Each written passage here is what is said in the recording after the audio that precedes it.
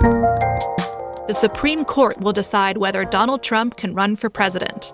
Oppenheimer and Succession dominated at the Golden Globes, and a new race to the moon is underway. That's some of what we'll get to on The 7 from The Washington Post. I'm Hannah Jewell. It's Monday, January 8th. Let's get you caught up with today's 7 stories. Number 1. Leaders in Congress agreed on a deal that would avert a government shutdown. The $1.66 trillion agreement was reached yesterday. It preserves funding for key domestic and social safety net programs and allows for over $880 billion in defense spending. Lawmakers have to pass the deal soon to prevent a shutdown.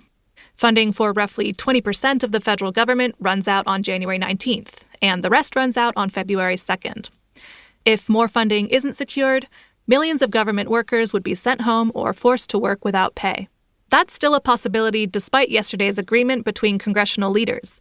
The deal will face opposition from far-right House Republicans who had hoped to force steep budget cuts. Number 2. The Federal Aviation Administration grounded Boeing 737 MAX 9 planes after a terrifying mid-air accident. On Friday, an Alaska Airlines flight had just departed Portland when part of the plane's wall blew out into the air at over 16,000 feet. The part was a door plug, which is a paneled-off exit, and it left a gaping hole next to a row of seats. The plane depressurized and made an emergency landing, and several passengers and a flight attendant were injured. Regulators said yesterday that the damaged plane had recorded a warning light on 3 flights in recent weeks. That light is designed to signal failures in controlling cabin pressure, but it's unclear whether that light was linked to this accident.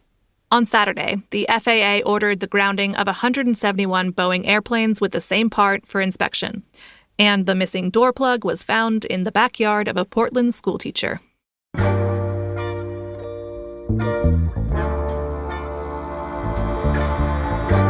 Number 3.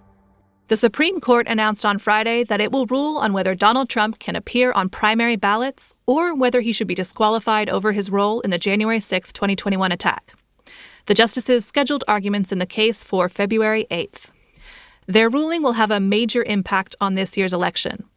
Trump is the Republican frontrunner, but his place on primary ballots is being challenged in several states.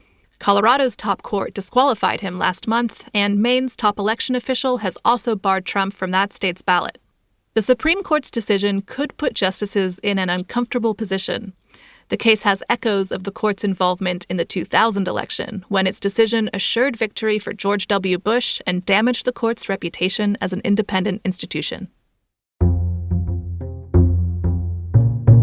Defense Secretary Lloyd Austin failed to disclose a prolonged hospitalization. That's story number 4. Austin didn't tell the White House or the public for days that he had been in intensive care beginning January 1st. He was hospitalized following complications from an elective medical procedure before Christmas. And his hospitalization wasn't made public until after 5 p.m. on January 5th. Top cabinet officials usually disclose their whereabouts and health conditions. Officials said yesterday that President Biden retains confidence in the defense secretary. That's despite the bewilderment and frustration the incident caused throughout his administration and in Congress. Austin said he could have done a better job keeping the public informed, and he remains hospitalized. Number 5. A high-impact storm system is set to slam central and eastern states. In the coming days, blizzards could hit parts of the Central Plains and Midwest, and potential flooding and damaging winds could cause power outages on the Gulf Coast and East Coast. This follows a weekend storm that brought over a foot of snow in parts of the Northeast. And on Saturday, a damaging tornado hit Florida just north of Fort Lauderdale-Hollywood International Airport. This week's storm is expected to be even more disruptive. So, once again, wherever you're listening, good luck.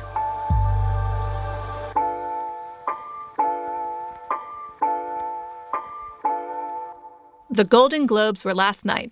That's number 6. Hollywood stars strutted the red carpet for the first time since writers and actors strikes paralyzed the industry last year. They return with big sleeves, lingerie-inspired silhouettes, and bare chests. Oppenheimer and HBO's Succession dominated the drama categories for film and TV.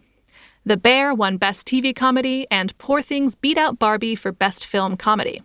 The Bear star, Io Adebari, gave this important shout-out while accepting her award for Best TV Comedy Performance by a Female Actor. Yeah, this just really means a lot. There's so many people who I probably forgot to thank. Oh my God, all of my agents and managers' assistants. To the people who answer my emails. Y'all are real ones. Thank you for answering my crazy, crazy emails.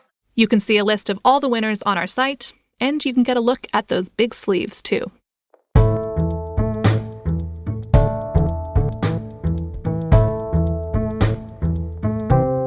And at number 7, the U.S. launched its first spacecraft to the moon in more than 50 years.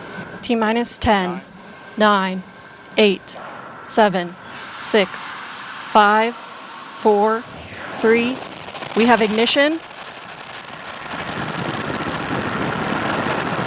And liftoff of the first United Launch Alliance Vulcan rocket, launching a new era in spaceflight to the moon and beyond. The Peregrine spacecraft, operated by the company Astrobotic, is expected to touch down on the moon on February 23rd. It's carrying science experiments, but no people. This morning's launch is part of NASA's plan to return humans to the lunar surface for the first time since the last of the Apollo flights in 1972. And just like the first moon missions, there's a space race underway. But this one is between companies, not countries. Another company, called Intuitive Machines, is also vying to become the first private venture to land a spacecraft on the moon. That company said that it's planning a lunar landing on February 22nd, just one day before Astrobotic. Both companies were commissioned by NASA. So whoever wins, it will be one small step for a man, one giant leap for the bottom line. That's the show for today. Thanks for listening. If you're enjoying the podcast, a great way to support our work is through a subscription to The Washington Post. An all-access digital subscription is only $40 for 1 year. That's less than many Stanley tumblers. Subscribe to the Post by going to washingtonpost.com/subscribe. I'm Hannah Jewell. I'll meet you back here tomorrow.